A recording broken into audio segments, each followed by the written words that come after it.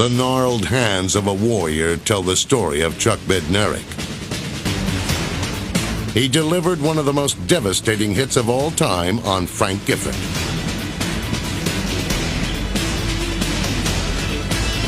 Playing both linebacker and center, Bednarik missed only 3 games in 14 seasons.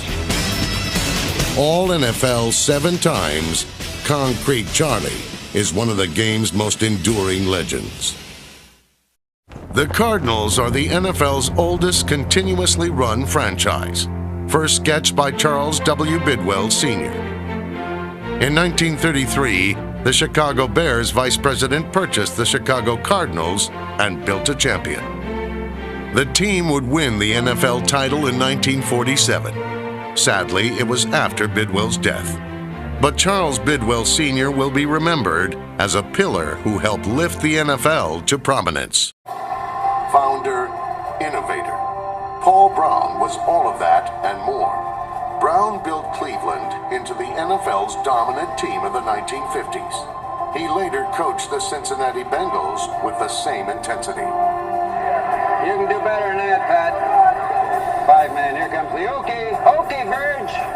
Paul Brown was a pioneer who helped create what we now call the modern era of pro football. In the Hall of Fame, there are few gamers who can rival the intensity of Bobby Layne. Bobby Layne was probably the greatest leader that I've ever been around. If we were in a war, he'd be like a Napoleon. He could just lead the troops to any victory that they wanted to lead them to. I wanted to win. That's all I wanted to do, is win a championship. Bobby Layne on the quarterback sneak, pushes his way across, standing up, and the Lions leap in front. In the 1950s, Layne was the Motor City's main man, guiding the Lions to 3 NFL championships. You don't expect even temperament from genius, and Bobby was a football genius. Occasionally, he was a hero with a hangover. 3 of us are laying on it. And I said, damn it, Bobby, we're going to get drunk smelling your breath. I said, you must have had a hell of a night last night. He looked at me, he says, I had a few at halftime. Layne's going all the way on this one. It's Jimmy Dorn, and he grabs it for a sensational touchdown.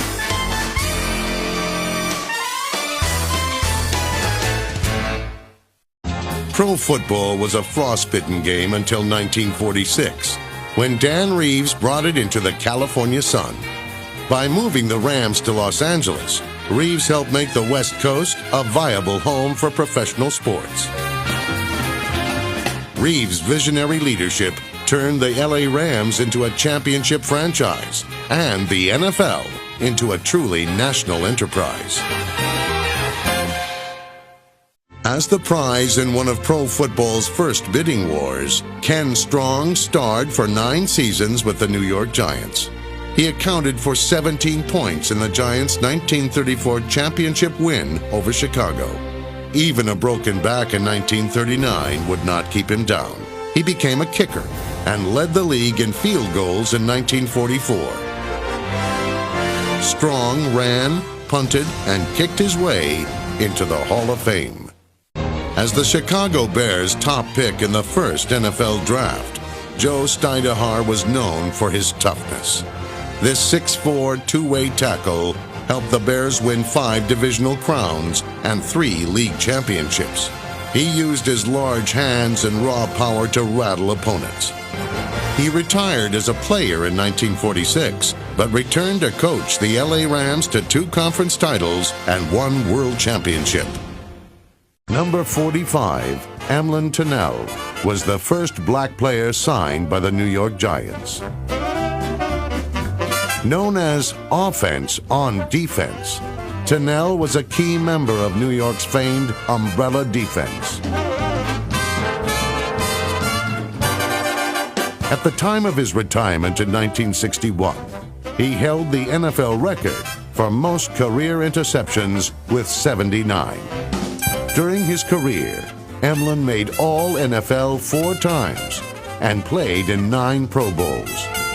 In 1969, 2 years after his induction into Canton, Tunnell was named the NFL's all-time safety.